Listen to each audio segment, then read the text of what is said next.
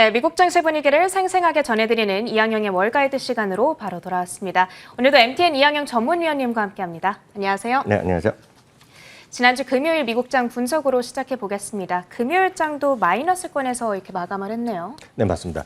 섹터별로 보면 이미 소비재가 좀 많이 떨어졌습니다. 2% 떨어졌는데 앞서 계속 얘기 들으셨지만 이렇게 주가를 3대 지수 그리고 특히 이미 소비재를 끌어내린 것은 아마존 때문이었습니다. 반면에 필수 소비재라든가 부동산, 헬스케어 같은 것들은 상대적으로도 강하기 때문에 전반적으로 시장이 전부 다 떨어졌다기보다는 아마존발 기술주나 이런 성장 섹터 좀 쉬고 좀 보수적이고 약간은 좀 방어적인 섹터들이 오늘 좀 지난 금요일 날 견뎠던 하루라고 일단 이해하시면 되겠습니다.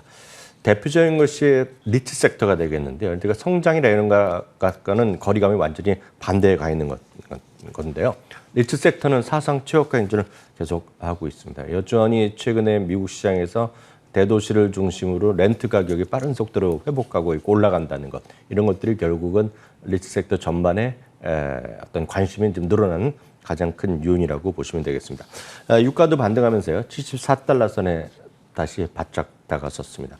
반면에 10년물 금리는 조금씩 좀 하락하는 모습을 보여주고 있기 때문에 금융주에는 오히려 좀 압박이 계속 되는 모습이라고 이해하시면 되겠습니다. 네, 이렇게 금요일장 시황 판단 먼저 만나봤습니다. 주간 단위 흐름으로도 좀 정리를 해볼게요. 주간 단위 흐름으로 봤을 때에도 이렇게 요일별로 좀 엎치락 뒤치락 하는 것 같더니 결국에는 마이너스로 마감을 한 것 같네요. 네, 맞습니다. 하락폭이 크지는 않았지만 결국 지난 금요일 날에 좀 하락을 하면서 전반적으로 3대 지수가 모두 하락세로 마감했습니다. 다우지수는 0.4% 내렸고요. S&P업이 0.4% 내렸지만 나스닥은 1%가 넘는 1.1% 하락으로 마감됐습니다. 결국 지난주 중반 한때 좀 많이 내렸다가 회복하다가 결국 금요일 날 다시 좀 소폭의 하락으로 마감된 그림으로 확인하시면 되겠습니다. 그렇지만 월간 단위로 보면은요, S&P 500 기준으로 보면 6개월째 상승세를 이어갔습니다. 나스닥은 월간 단위 보면 1.2% 올라갔고요. 나스닥은 1.5%, S&P 500은 2.3%나 올라가는 모습을 보이면서 연간 단위로 보더라도 S&P 500은 지금 18.77%, 19%나 올라가는 모습입니다. 반면에 다우지수와 나스닥은 거의 붙어 있습니다. 15.59, 56 뭐 정도 %가 올라간 것이 금년 들어서 지금까지의 3대 지수이자 지난 한 달간의 움직임이 되겠습니다. 네, 알겠습니다.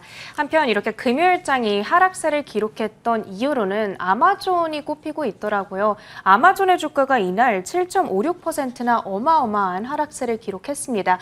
아무래도 전일 발표했던 실적에 대한 실망감이 이날 반영이 된 거겠죠? 네, 맞습니다. 수년 만에 또 최고 폭으로 하락을 했습니다. 특히 지난 금요일 날 저희 새벽에 말씀드렸지만 아마존이 매출에 대한 전망치를 못 맞춘 것이 또 3년 만에 처음이거든요. 그러니까 이런 것들에 대한 영향을 오롯이 좀 받았다라고 보셔야 되겠습니다. 최소 13곳의 목표 주가가 하향됐습니다. JP모건이 4,600에서 4,100으로 내린 것을 비롯해서요, 대부분의 목표 주가가 내리는 모습이었습니다. 특히 이제 가장 목표 주가를 세게 얘기했던 서스퀴아나 같은 경우는 5,600에서 5,000달러까지 내리기도 했고요. 레이몬드 제임스와 파이퍼 샌들러도 4,000달러 이상에서 4,000달러 밑으로 3,900, 3,904달러 수준까지 내려가는 모습이었습니다. 앞서 계속 얘기가 나왔지만은요, 성장률 둔화에 대한 우려감이 가장 영향을 미친 거죠. 특히 이제 3분기의 어닝 가이던스, 예를 들어서 매출의 목표치를 월가 예상보다 조금 못 미치게 내려놨거든요. 물론 그런 부분들이 일부에서는 NDJS의 어떤 경영관, 보수적으로 얘기하는 것에 대한 시각도 분명히 있습니다. 또 아주 적극적으로 보는 사람들은 NDJS의 어떤 성향상 이제 다음 분기, 하반기에 좋아질 걸 대비해서 그만큼 오히려 눈높이를 낮춰놨다는 그런 시각도 있는데, 그건 사람들의 전부 다 뇌피셜이 얘기일 뿐이고 팩트만 보면 이번에 매출에 대한 전망을 낮춘 것이 가장 직격탄이었다고 보시면 되겠습니다. 아마존의 총 매출의 증가율이 나름 중요한 부분이라고 보고 있습니다. 이런 아마존이 됐건 이런 것들은 총 매출이 있고요. 그다음에 이제 순매출이 있습니다. 순매출은 이제 자기네가 물건을 다 팔고 나서 자기네한테 떨어지는 수수료를 중심으로 하는 것이 순매출이 되겠고요. 총 매출이라는 것은 그 소비자가 이제 지불하는 금이라고 보시면 되겠죠. 네. 여러분들이 홈쇼핑을 통해서 물건을 사면 그 전체 금액을 홈쇼핑이 갖고 가는 게 아니잖아요. 그래서 총 매출과 순매출이 있는데요. 총 매출이요. 작년 2분기 57%가 늘어났거든요. 근데 올해 2분기에는 15%로 이게 훅 줄어들었습니다. 이것은 여러 가지 의미가 있겠지만 모든 것을 이제 집에서 주문하던 사람이 이제 바깥에 나갔다는 것이 가장 정확한 설명이라고 보셔야 되겠습니다.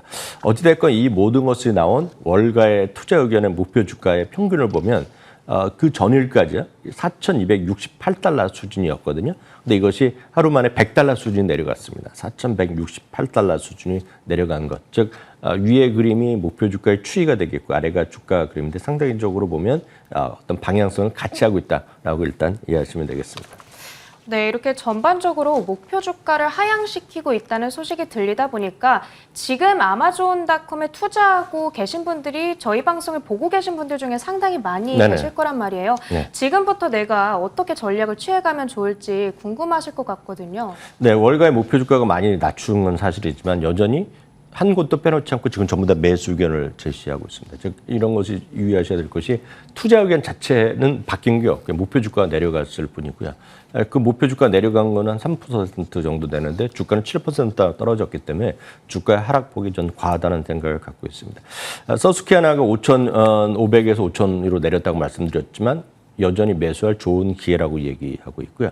작년에 특이 상황으로 인한 고성장이 올해는 정상화되는 것이라는 얘기죠. 그러니까 2년 단위로 보면 그동안의 성장 추이를 계속 비슷하게 유지하고 있는데 작년에 워낙 많이 있었다는 거죠. 그러니까 비정상적인 어떤 성장에 일단은 정상적인 시장으로 가는 것이라고 보셔야 되겠습니다. UBS 기준을 보면 미국의 온라인 쇼핑의 전체 쇼핑 규모에서 44%를 아마존이 차지하고 있는데요. 과거 5년 평균은 36%였다는 거죠. 즉 아마존의 압도적 점유율을 유지하고 있다는 것이 되겠고요. 실제로 이번 분기의 특징은 AWS와 광고 시장이 급증이거든요. 바로 이 부분이 지금 이게 절반 이상을 다 차지하고 있거든요. 그러니까 이런 것들도 여전히 긍정적 포인트라고 보시면 되겠고요. 결론적으로 보면 지금 갖고 계신 분은 지금 답답하지만 결국은 시간의 문제라고 보고 있기 때문에 갖고 가시면 되겠습니다. 작년에 우리가 워낙 자극적인 성장을 맛봤다 보니까 이번에 실적에 대한 실망감이 조금 더 과도하게 반영이 되면서 주가가 조금은 과하게 하락을 했다는 그런 관점을 제시해 주셨습니다. 기억해 보도록 하겠고요. 지난주 주목해봐야 될 이제 다른 빅테크주들의 흐름도 한번 체크해 볼까요? 네, 지난주에 주말은 모든 주식들이 전부 다 좀 소강 상태였다라고 이해하시면 되겠습니다. 애플도 한 0.15% 좀 올라갔고요. 구글이 최근 들어서 가장 핫한 주식인데요. 구글도 0.77% 내렸고 역시 마이크로소프트도 0.5%가 조정을 보여주었습니다. 반면에 P&G 같은 경우에는 이제 실적이 긍정적으로 나오면서 2% 가까운 상승세를 보여줬고요. 역시 레스토랑 브랜드라고 이제 여러분들 좋아하시는 버거킹을 갖고 있는 것입니다. 버거킹 갖고 있고 파파이스 우리나라에서 많이 사라졌죠. 그리고 캐나다의 대표적인 커피숍이죠. 요즘 미국에도 많이 생기는 것이 팀홀튼이라는 커피숍이 있습니다. 캐나다판 이제 스타벅스라고 얘기하는 곳인데요. 여기가 이제 깜짝 실적을 발표하면서 주가가 많이 올랐지만 반면에 지난 금요일 날 새벽에 우리 시간대 보면 실적을 안 좋게 발표한 핀터레스트 같은 경우에는 무려 18%나 하락한 모습을 보여주었습니다.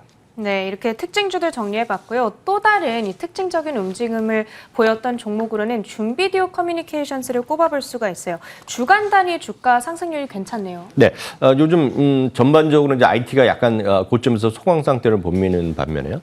결국은 하이브리드 워크라고 말씀드렸습니다. 결국은 이제 재택근무라든가 사무실과 이제 병행하는 것을 하이브리드 워크의 세상이라고 말씀드렸는데요.